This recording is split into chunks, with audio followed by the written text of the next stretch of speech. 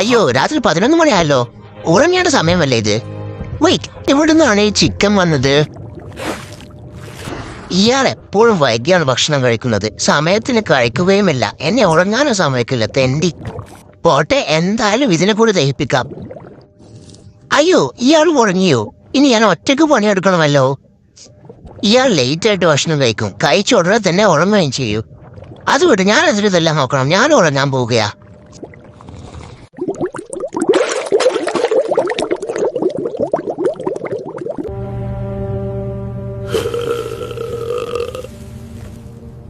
ഇതെന്ത് എല്ലാദിവസവും ഇങ്ങനെ?